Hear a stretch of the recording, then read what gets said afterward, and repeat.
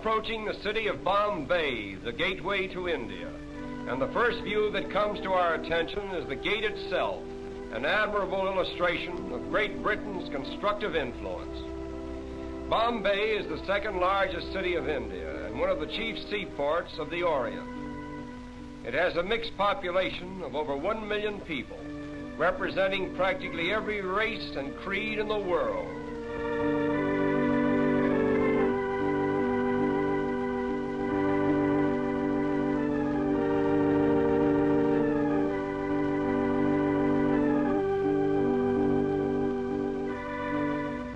The Taj Mahal Hotel is unquestionably the most pretentious one in all of India.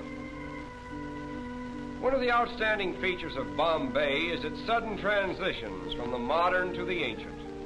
This scene, for example, was taken a few minutes from the heart of the city, where the 15th century is constantly rubbing shoulders with the 20th. These automobiles cutting into this line of ancient vehicles suggest an odd symbolism which typifies all of India, for time and time again the new cuts into the old. But the gap is soon filled in, and the ancient procession goes on in strange defiance.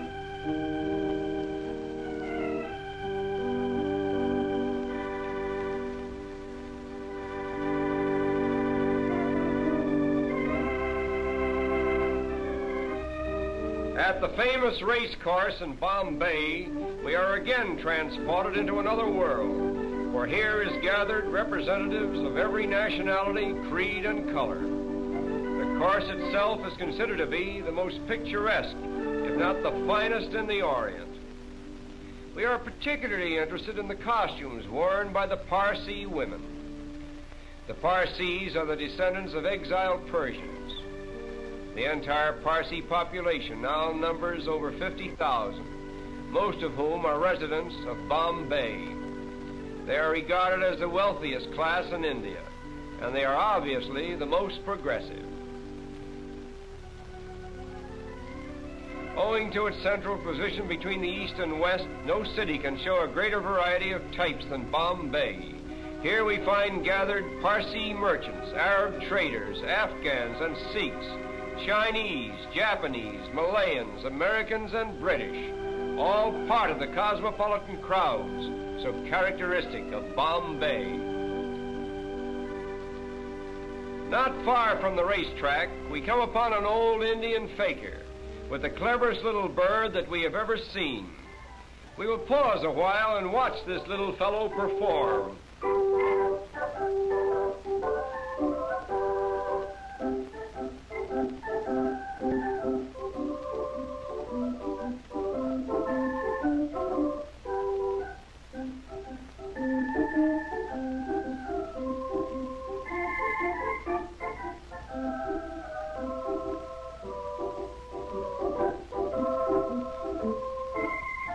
All this work is just to get a little seed that is lodged in a tiny bucket.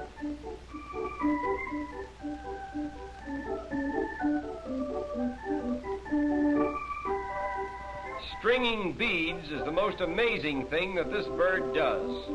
A needle is fastened to one end of the thread. The bird actually sticks the needle through a bead, drops the needle, gets a new grip, and slides the bead down onto the thread.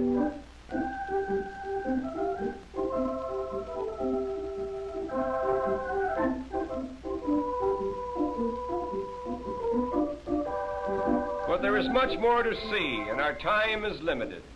So we will leave this little bird with his beads and continue on to a picturesque fishing village just a short distance from Bombay.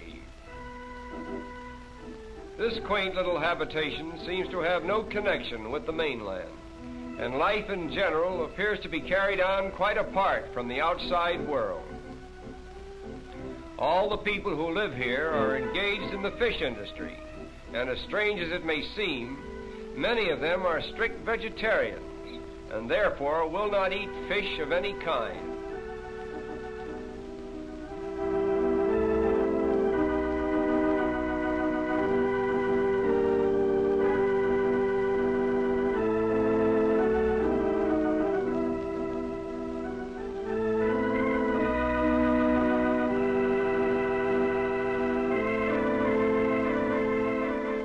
Even in this peaceful little village, there is a rigid system of caste.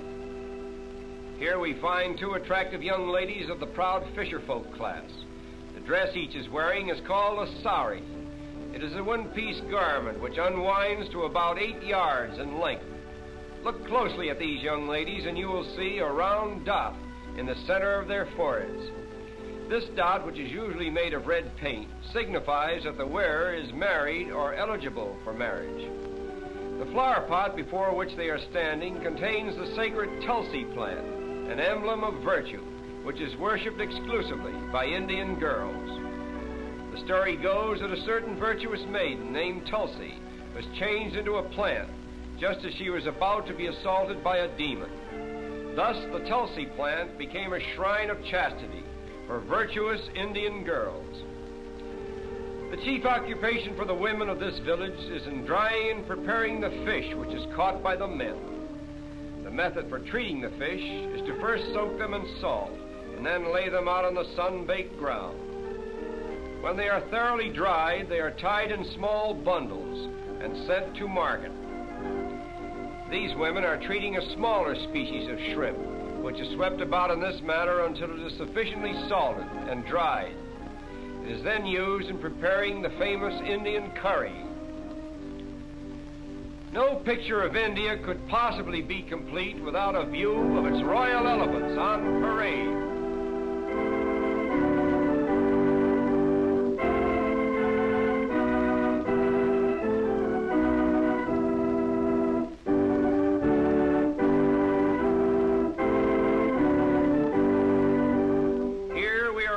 Of the wealth of India and the splendor of the days that used to be.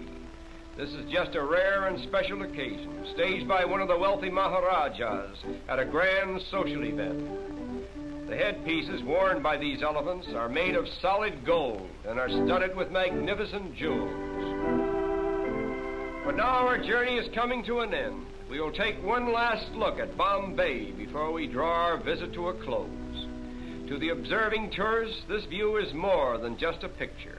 It is Bombay, the gateway to India. Through it flows the commerce of an empire. Great commercial houses, stately public buildings, and educational institutions flank its broad thoroughfares.